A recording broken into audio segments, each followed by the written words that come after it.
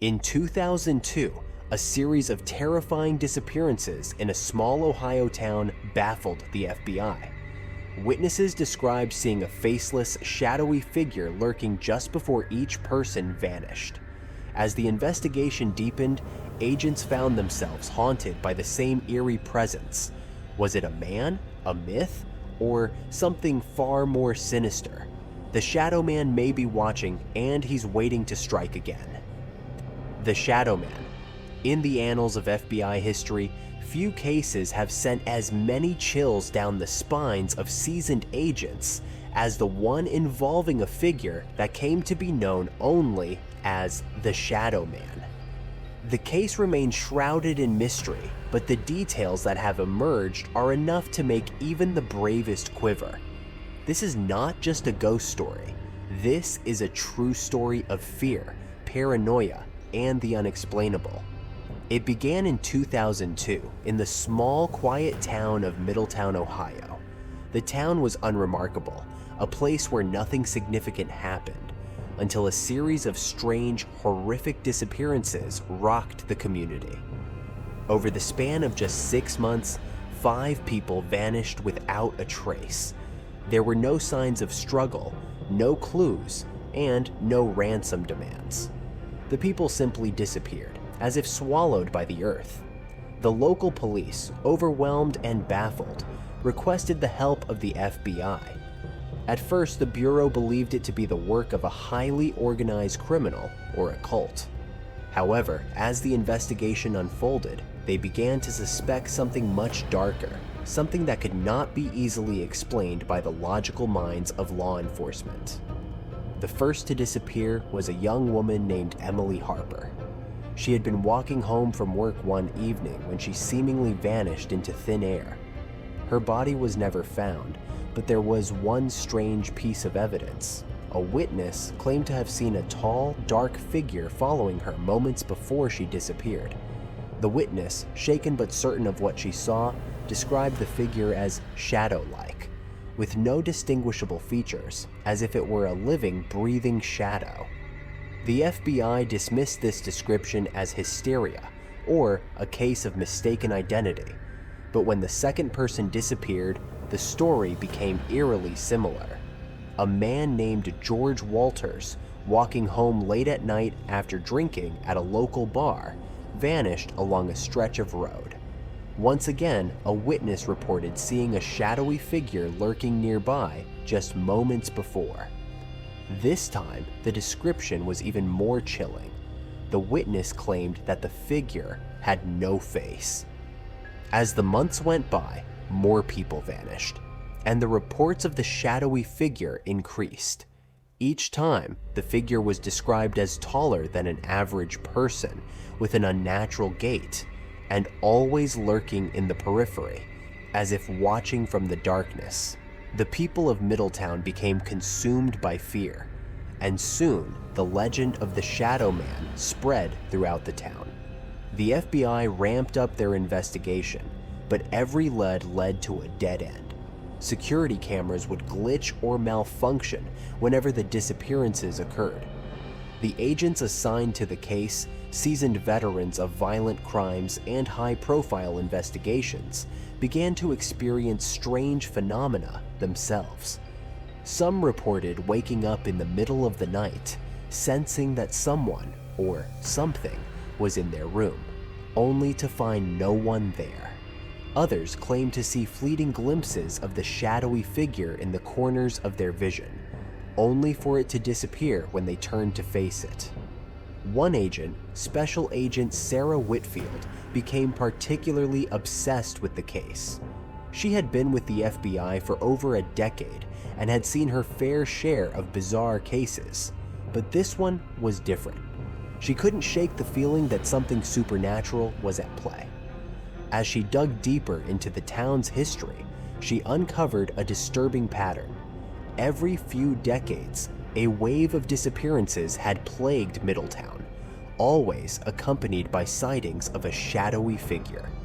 The disappearances would stop as suddenly as they started, and the town would return to its quiet, uneventful existence until the next time.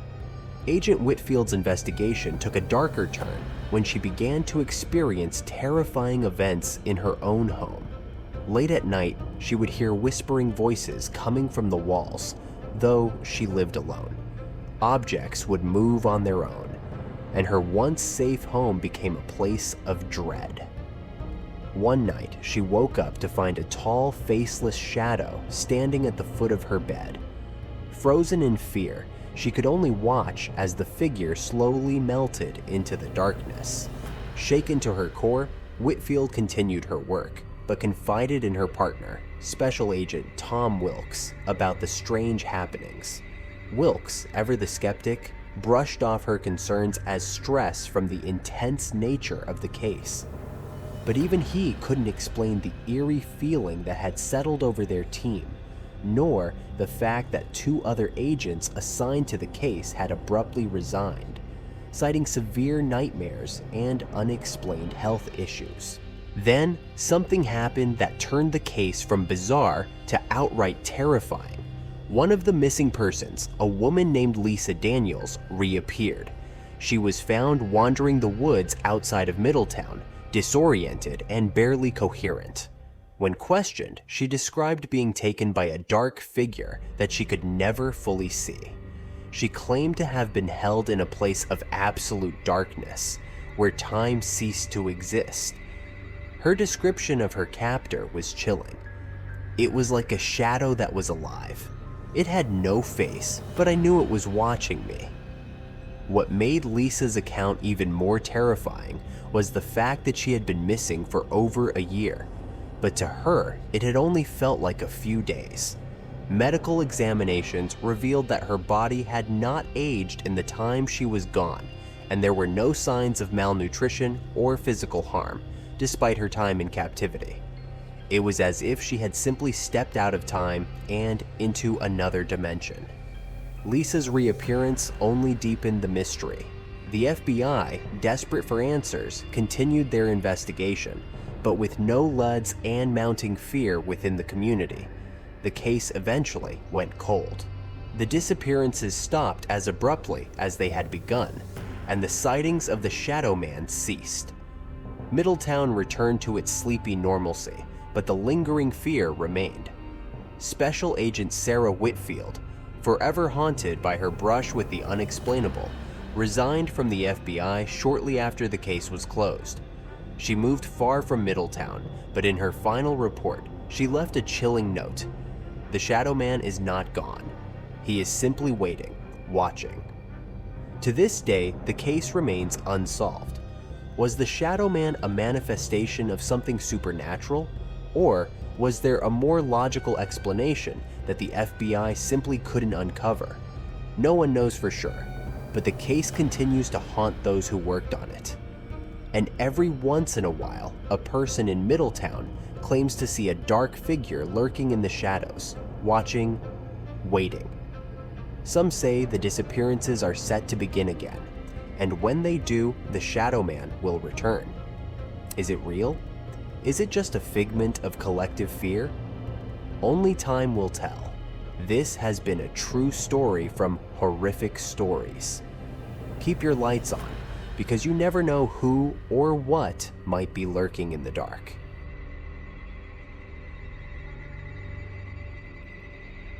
For decades, New Jersey's Clinton Road has been known as one of the most haunted and deadly roads in America.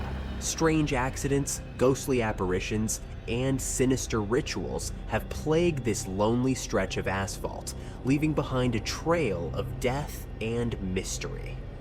What dark force lurks in the shadows, waiting for its next victim? Step onto the Devil's Road, if you dare.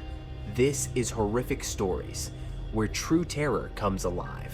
The Devil's Road, Clinton Road, a lonely stretch of asphalt winding through the dense forests of New Jersey, is infamous for more than just its eerie silence and isolated atmosphere. Over the years, it has gained a dark reputation for being the epicenter of countless mysterious deaths, bizarre disappearances, and paranormal sightings. It all began in the early 1970s when local authorities were called to the scene of a horrific accident. A car had veered off the road and plummeted into the dense woods. Inside were the mangled bodies of a family, their faces frozen in terror. However, something about the scene didn't sit right with investigators. The tire marks showed no signs of braking, no attempt to avoid the crash. The driver's hands were still gripping the wheel, and the expressions on their faces suggested they had seen something utterly horrifying before the end. Over the next several years, accidents on Clinton Road increased. Drivers reported seeing strange, ghostly apparitions, shadowy figures darting across the road, and phantom headlights in their rearview mirrors that would vanish into thin air. Most chillingly, there were numerous reports of a ghostly child standing by a bridge, beckoning drivers to come closer, only to disappear the moment anyone approached. But the paranormal wasn't the only terror lurking on Clinton Road. The area became notorious for rumored occult activity, with local legends speaking of satanic rituals being conducted deep within the woods. Hikers who dared to venture into the surrounding forest would sometimes stumble upon abandoned altars, strange symbols carved into trees, and the remains of ritualistic animal sacrifices. Many who wandered too far into the woods never returned. One of the most disturbing incidents occurred in 1983 when a local man stumbled across a human corpse in the woods off Clinton Road. The body had been partially dismembered, and the way it had been placed suggested ritualistic intent. The FBI was called in, and they soon discovered that the victim was connected to a known mob hitman who allegedly practiced dark rituals. But the case took an even stranger turn when several of the investigators reported seeing and hearing things they couldn't explain. Whispers in the trees, unseen hands brushing against them, and inexplicable shadows lurking just out of sight. Locals began to avoid Clinton Road altogether, especially at night. The more people vanished, the more tales of its sinister past circulated. Stories of a secretive cult that had worshipped a dark entity long before the road was built, and of ancient spirits still lingering in the woods, thirsting for souls. As of today, Clinton Road is still a place of mystery, fear, and death. Drivers who brave the road after dark often return with tales of ghostly sightings, strange noises, and a palpable sense of dread. Some say the spirits of those who met their end on the cursed road still wander there, while others believe something far more ancient and malevolent lies in wait. Whatever lurks on Clinton Road, one thing is certain. It has claimed more than just lives. It has claimed souls.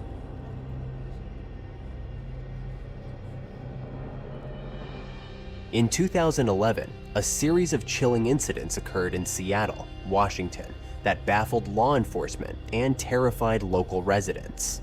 What started as a few unsettling encounters would soon spiral into one of the most disturbing unsolved cases in recent history, one that still haunts the city to this day. It began innocently enough. A few residents in a quiet suburban neighborhood started reporting a strange man who would appear on their streets late at night. He didn't talk, he didn't approach anyone, he just watched. The man was tall, unnaturally thin, and wore a wide, unnerving smile, as if frozen in a grotesque mask. His attire was dated, always in a dark suit and tie, despite the late hour and casual setting. What was even more disturbing was the way he moved, slowly, methodically, with deliberate, unnatural steps, almost like a puppet on strings. At first, the man's presence was dismissed as a harmless weirdo, someone eccentric but not dangerous. However, as sightings of the smiling man increased, the mood in the neighborhood began to shift. People would wake up in the middle of the night to find him standing in the street, his face illuminated by streetlights, watching their homes. He never tried to enter, never touched anything. He just stood there, grinning. Then came the disappearances. The first was a college student named Jacob Wells. He had been walking home from a late-night study session when he vanished without a trace. His friends claimed that he had been on the phone with one of them when, suddenly, he stopped talking. The only thing they could hear on the other end of the line was faint breathing and the sound of footsteps growing louder. Then, nothing. The second disappearance was even more unsettling.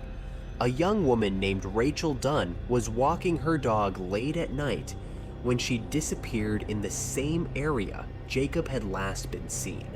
Her dog was found hours later, whimpering and alone near her apartment complex, but there was no sign of Rachel. CCTV footage from a nearby building showed a blurry figure following her down the street, tall, thin, and moving unnaturally slow. The grainy footage captured just one terrifying detail. The figure appeared to be smiling. As the fear in the community grew, more people reported seeing the smiling man. He was no longer confined to the shadows of night. Some claimed to see him in broad daylight, standing in crowded public spaces, yet no one else seemed to notice him. The police were at a loss. Every lead turned cold, and every attempt to track him down led nowhere. The smiling man seemed to vanish as easily as he appeared. Then, one night, he came for the detective on the case. Detective Michael Reeves had been assigned to investigate the disappearances and was growing increasingly obsessed with catching this silent stalker. Late one evening, after poring over case files in his office, Reeves drove home. As he parked in his driveway, he saw something in his rearview mirror. A tall, thin figure standing just down the street, bathed in the glow of a nearby street lamp. The detective stepped out of his car, hand on his gun, and called out. No response. He called out again, louder this time, but the figure didn't move. Instead, it tilted its head slowly and raised one hand to wave. Reeves froze. For the first time in his career, pure fear paralyzed him. The figure stood there, watching, smiling. Before he could react, the streetlight flickered, and the smiling man was gone. The next morning, Detective Reeves resigned from the case. In his final report, he simply wrote, "You can't catch something that isn't human." Despite his resignation, the smiling man was never caught, and the disappearances were never solved. Over the years, sightings have dwindled, but every now and then, a terrified witness will come forward with a familiar story of a man, tall and thin, with a wide, unnatural grin, silently watching from the shadows. He appears without a sound, tall, unnaturally thin, with a smile that freezes your blood. Over a decade ago, a series of mysterious disappearances terrified a Seattle neighborhood, all linked to the same eerie figure.